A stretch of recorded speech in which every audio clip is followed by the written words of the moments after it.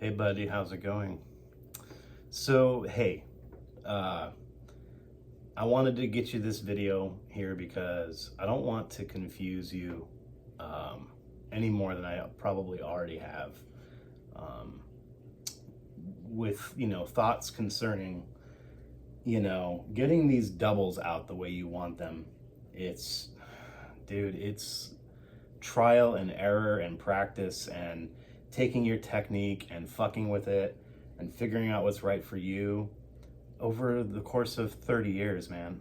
So it is what it is. And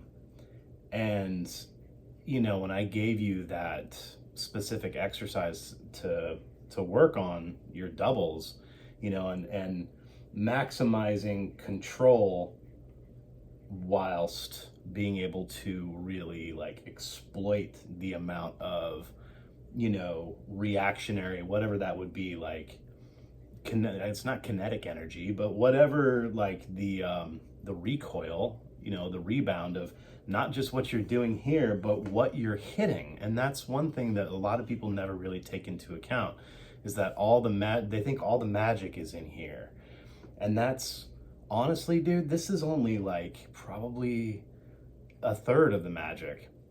A lot of what's happening is understanding the play between what you're being given back and how you're pulling the sound out of these things. Like these are truly instruments, and they respond to the way you react with them. And that's how you're going to get the proper sound and the proper like feeling that you want. And I know you want that really smooth glide and those quick little dun dun dun dun dun, things going on there when I'm doing the jazz style and stuff like that. But like I said, primarily that's my school of learning, bro. Like I learned how to play the drum set in Springfield High School Jazz Band. I shit you not. I took some private lessons, but the private lessons I took when I was 10 years old for like 2 months, I was learning orchestral snare drum. I was learning how to play paradiddles.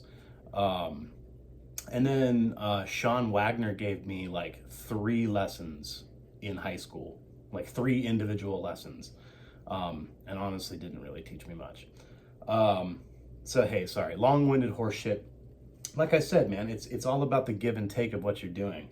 And I don't want to steer you off course because I gave you that exercise to work on your doubles. I'm pretty sure it's just the one that's, like da da da da da da da da da da da, that kind of thing. Like making sure that you're like understanding the rebound and pulling when you need to pull.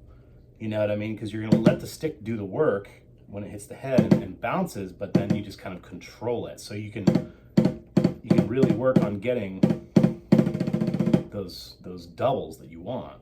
And the same is applied to this ride cymbal here.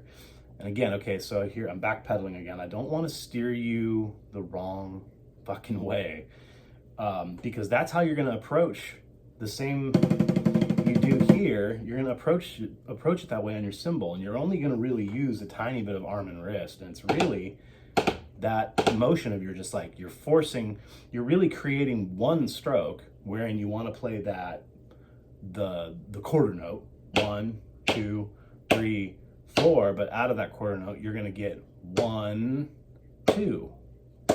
So I think that's the method that you were talking about, whatever it is, the Mueller method or something like that. I don't know what that is. I didn't research it, sorry.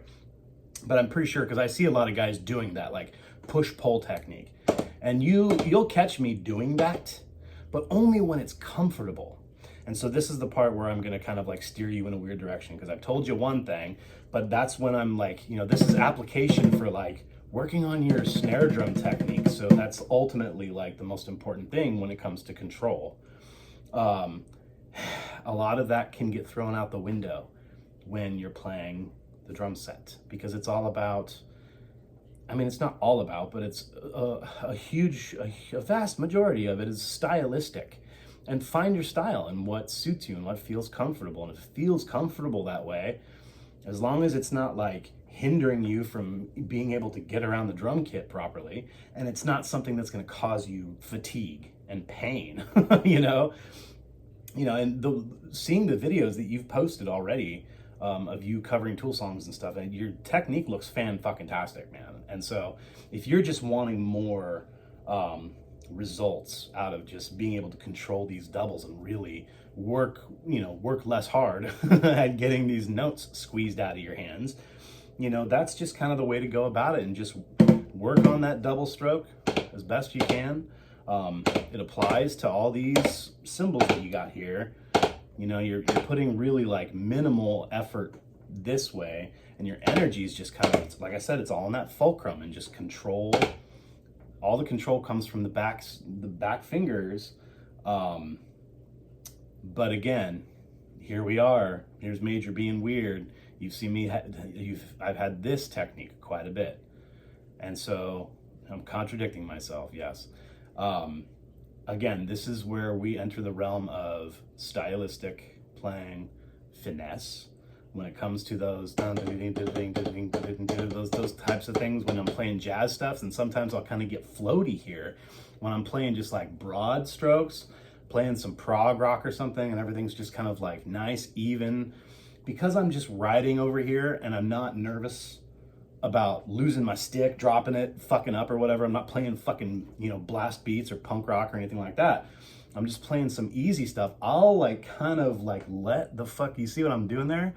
I'm caressing it here down at the butt, and I'm just kind of letting it flop a little bit. And sometimes I'll play like my eighth notes like that because it's comfortable, and it gets a nice like fluid motion out of those eighth notes. And so I'm not having any weird like accent tap patterns or anything. If I need a nice flowy, just like I said, playing some soft rock or something, you just need like a nice kind of even thing, and then you can kind of go between getting a floppy kind of grip, and then you tighten down here and then tighten here and loosen up back there.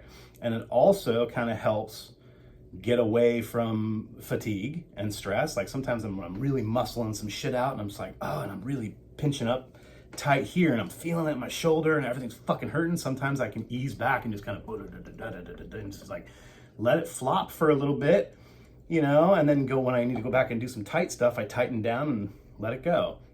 And a lot of what I'm doing there, I'm not like pulling. I'm not pulling with my fingers. My fingers are there to like allow it to play in there, but I'm using these muscles. I'm using my flexor and extensor muscles. And so, yeah, I mean, that's the gist of it, man. And I apply that to both my hands. I've only most recently been able to really kind of like let my left hand relax and my left arm relax. This is something that has taken me a decade to learn how to do, because I had to unlearn from 15 years of being a soldier, bro. Like that was my jam later on in high school. And then when I did the U of O drum line, for those 4 years, and then drum corps for, in Denver, I was just eat, sleep, and shit drum corps for almost, well, not a decade, but pretty close. And so I got back behind a drum set, and realized that my left arm was atrophied when it came to my matched grip. And I was still playing like, orchestral snare drum style with the back of my hand facing the sky, where in my right hand, I was doing what we call African grip, where you're just kind of, it's the most comfortable thing, and your thumbs are actually up toward the ceiling. And that allows you to get that kind of like easy play. Like you see all those crazy drummers that are just all those single strokes, that's all from the comfortability of being able to do this. You can't do this. I mean, you can, I can, but most drummers can't, and that's difficult for them, and getting around the set that way. So everyone flips over. It's way more comfortable.